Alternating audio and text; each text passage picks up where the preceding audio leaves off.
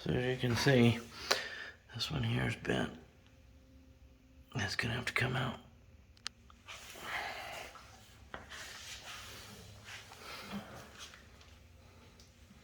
Really, that ain't too bad of a deal though. I'll go down here. And this I didn't expect. This one's buckled right back here.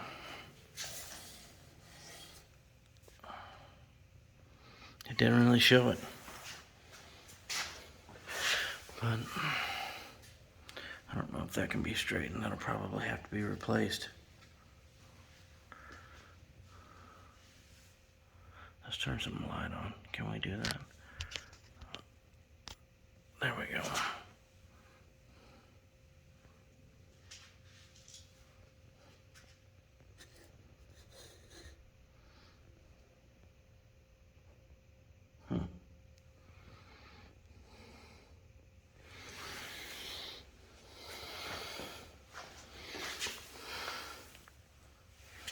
Oh, that looks really good. We're just gonna have to replace that end.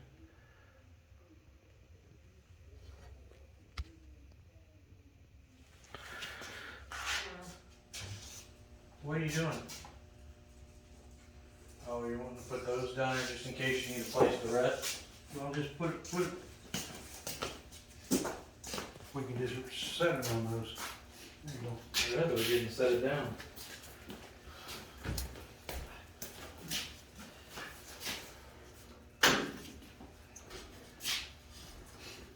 I took the wire and everything out down here. Let's see. Okay, here we go.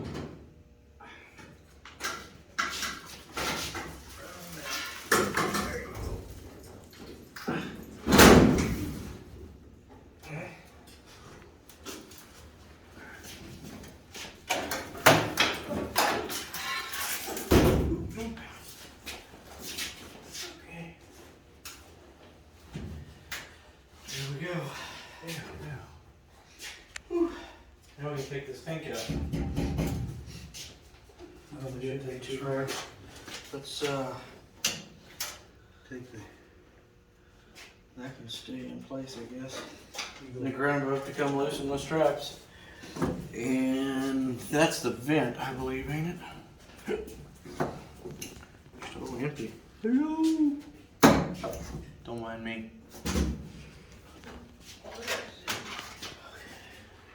Oh, that's the vent. I think that's the vent. Huh. Anyhow, tools. Look at the seat. Oh, got aches in. Yeah. Put the screw back in the slot there, and otherwise we'll lose it. I'm trying to. Oh, that's got a rubber washer on it. That's right. Rubber? Yeah, rubber washer. Why would you put a rubber washer on a ground wire? Could keep the gasoline from. Did I Leak do it that out. the wrong direction? Yes, I did. Oh, you're talking about underneath the whole thing. Mm-hmm. Oh. You having a hard time, Addie? Yes. You're tightening it up. You realize that, right? No, because when I... Yes, you are. Lefty loosey, righty tighty. Then why did it feel like it was getting tighter when I did it the other direction? I don't know. We may have to put a little squirt of penetrating oil on it, but it's a lock nut. That way it doesn't come loose in flight with vibration, you know. Vibration. You got any crazy stories for us, Don?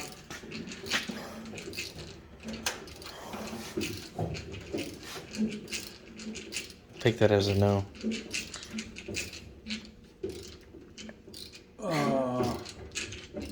About what? I don't know.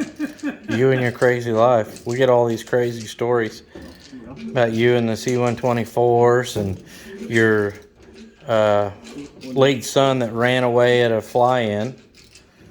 I shouldn't say he ran away. He went exploring. Yeah, he was up on the mountain. Where was that at? Blakesburg? No. It was in Pennsylvania.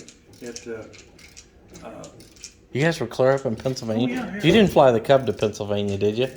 We went up there to Joe Ben's J5. Oh, you flew in a J5. And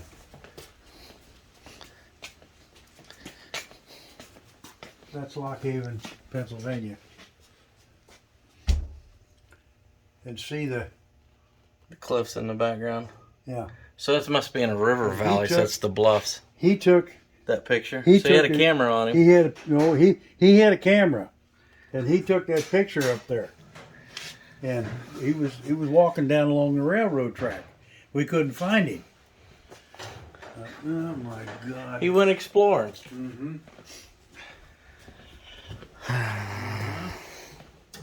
Anyway, This is the same young man that would fall asleep in the Cub when you went flying, wasn't he? yeah. And if you had the door open, you had to take your foot and kick him. No, I didn't have to kick him. He just went to sleep, and we landed at Green Valley, and because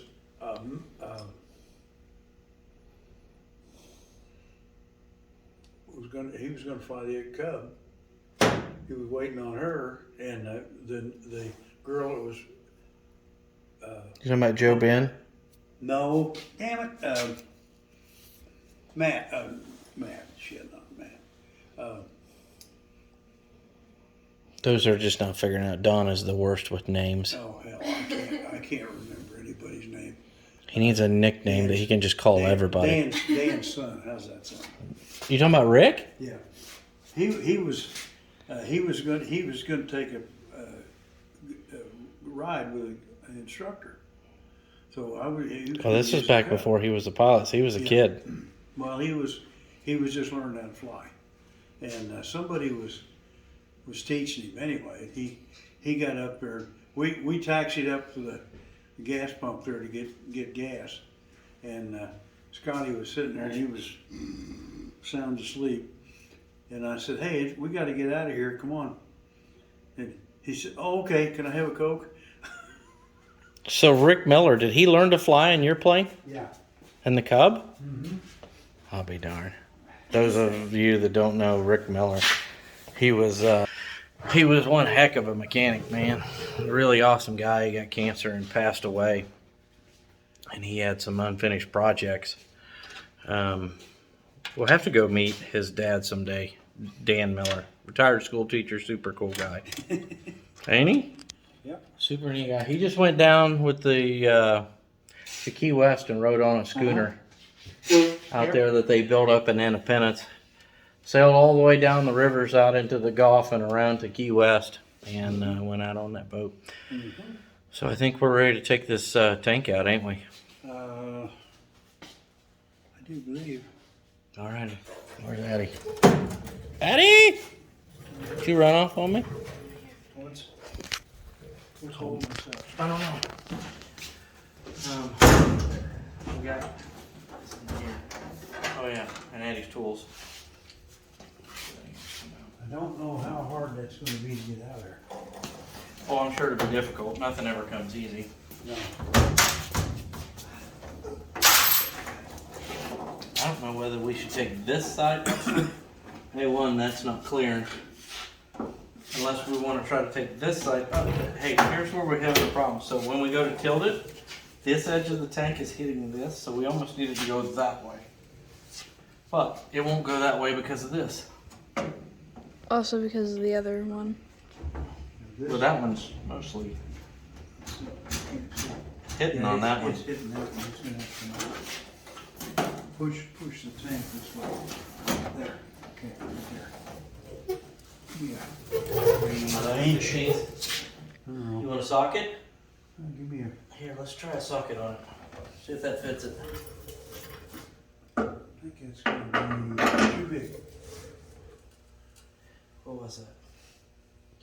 3/4. Oh my goodness. What do we got here? 13. I can use a wrench on it.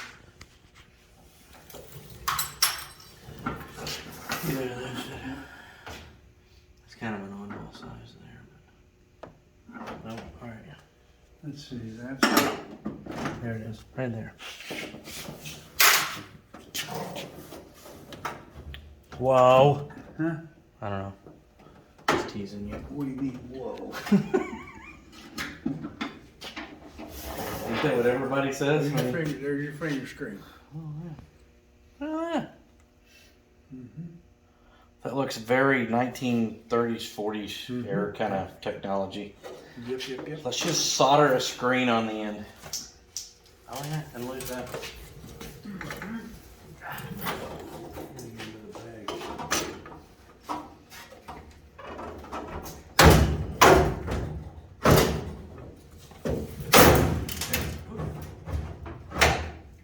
have to help me there, boss. Ouch!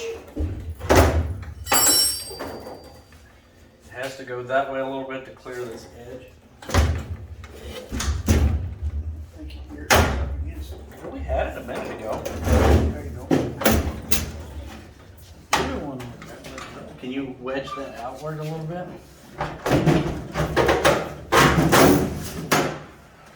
Easy.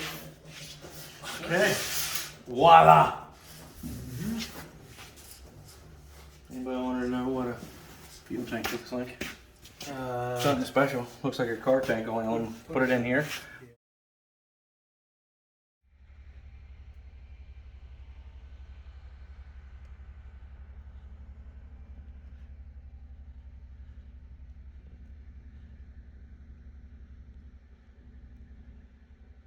So this is the first for me.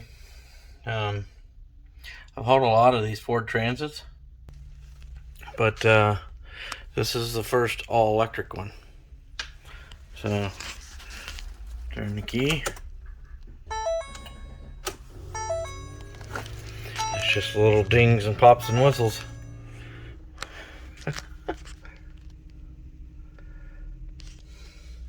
Yeah. Crazy. I guess we just put it in gear and go. Look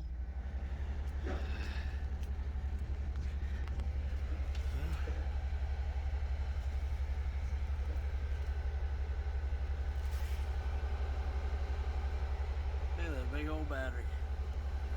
All the way to the front up there. Ooh-wee.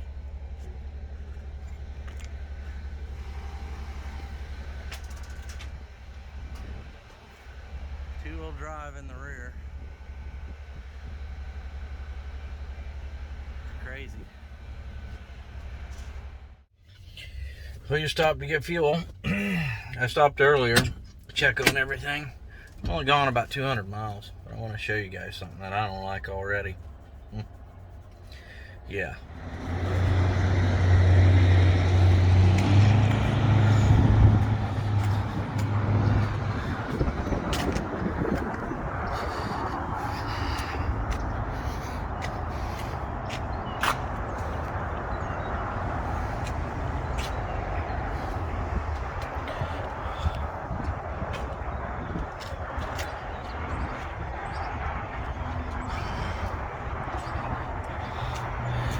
You guys see that?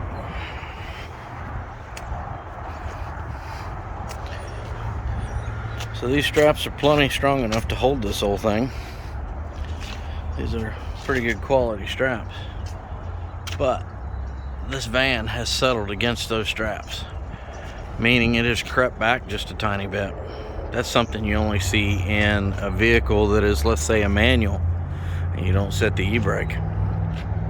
But this is electric. It has a park on the selector, but if it doesn't have a transmission, what really is park? Is that just simply applying a brake? I would have thought that brake would have been pretty strong, but the evidence is right there in front of you. May not be a big deal to some people, but on car haulers we put these things in really tight. They have to stay put, and I'd say that thing has moved back about 2.5 inches.